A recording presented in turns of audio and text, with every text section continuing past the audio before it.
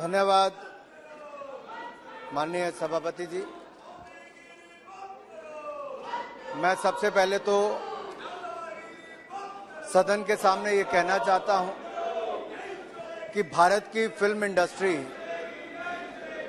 110 साल पुरानी भी है और केवल 110 साल पुरानी नहीं, दुनिया में सबसे ज्यादा फिल्में बनाने का अगर किसी देश को गौरव प्राप्त है तो हमारे भारत में दुनिया की सबसे ज्यादा फिल्में बनती हैं और उस फिल्म इंडस्ट्री के हित के लिए हमें बिल लेकर आए।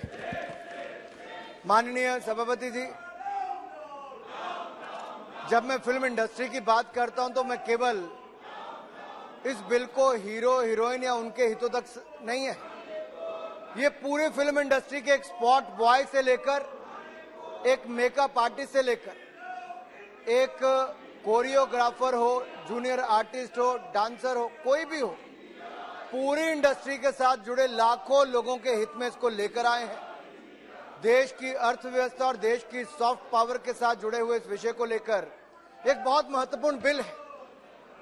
अब उन कलाकारों की फिल्में देखने के लिए तो सब लोग सिनेमा में जाते होंगे, टीवी पर देखते होंगे, लेकिन जब उनके हितों की बात आज इस सदन में होने जा रही है तो सिनेमा जगत के खिलाफ आज यहां पर ये आवाज यहां पर उठा रहे हैं, ना कि उनके इसमें मदद करने के लिए। 1952 में जब ये पहली बार इस पर कानून बना था, 1952 के बाद बड़े संशोधन नहीं हुए। आज से 40 साल पहले केवल एक आधा बड़ा संशोधन हुआ, लेकिन पायरेसी की समस्या ने इस देश में एक बहुत बड़ी चिंता खड़ी की और देश और दुनिया के सामने बहुत बड़ी चिंता है। पूरी फिल्म इंडस्ट्री वर्षों से मांग कर रही थी कि पायरेसी की समस्या से मुक्ति मिले और सरकार इस बिल में संशोधन करे। आज मुझे कहते हुए इस बात का गर्व होता है कि नरेंद्र मोदी जी की सरकार में, एनडीए की सरकार ने फिल्म वालों के हित के लिए और देश के हित के लिए आज बहुत बड़ा संशोधन इस बिल में करने के लिए लाए हैं। ये चलचित्र संशोधन बिल जो है, सिनेमेटोग्राफ अमेंडमेंट बिल 2023, इसमें अगर आप देखेंगे तो हमने 2019 में जब ये सिनेमेटोग्राफ अमेंडमेंट बिल आए तब इसको स्टैंडिंग कमेटी में भेजा गया और स्टैंडिंग कमेटी में काफी लंबे समय तक चर्चा हुई और 2020 में स्टैंडिंग कमेटी ने इसको वापस अपने सुझाव देकर भेजा और उसके बाद अगर आप देखेंगे स्टैंडिंग कमेटी के सुझावों के बाद 16 मार्च 2020 के बाद हमने इंडस्ट्री के साथ और अन्य स्टेक होल्डर के साथ वाइडर कंसल्टेशन करके इस बिल को हम लेकर आए हैं, जिनमें कुछ प्रमुख हिस्सों पर मैं आज थोड़ा प्रकाश डालूंगा। बाकी मैं सभी सदस्यों की बात सुनने के बाद विस्तार में इसकी चर्चा आपकी अनुमति से करूंगा।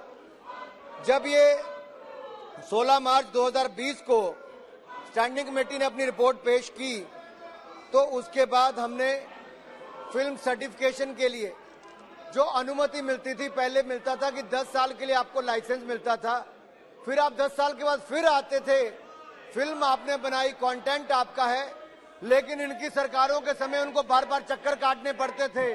हमने कहा अब आपको चक्कर नहीं काटने पड़ेंगे, परपेचुअल उनको लाइसेंस देने का काम हम इस बिल के माध्यम से करने वाले हैं।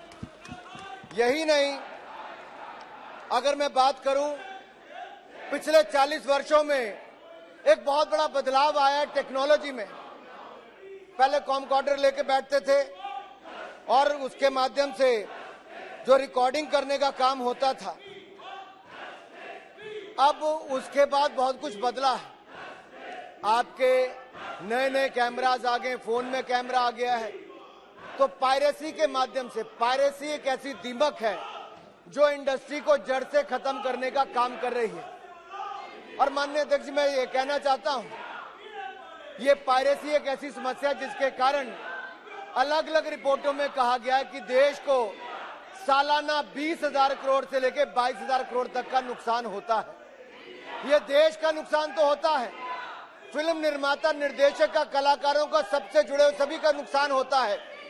आज जब आप ये बिल पास कर देंगे तो आज ये भी होने वाला है कि हम उनका हक दिलाएंगे जो भारत का नाम अपनी फिल्मों के माध्यम से पूरी दुनिया में भारत का नाम करते, उनको हक दिलाने का काम आज करने वाले हैं। अब माननीय सभापति जी, मैं एक और कहना चाहता हूं। पायरेसी की जब बात आती है, बेचारे बड़ी मेहनत मजदूरी के साथ अपना खून पसीना बहाकर फिल्म तो बना देते हैं। अब कोई अगर 1 मिनट का वीडियो क्लिप बनाता है और उसको किसी और थिएटर में ऑनलाइन एग्जिबिट नहीं करता, तो उसको हमने दंड देने का प्रावधान नहीं किया है, जो अपने पर्सनल यूज के लिए करता है।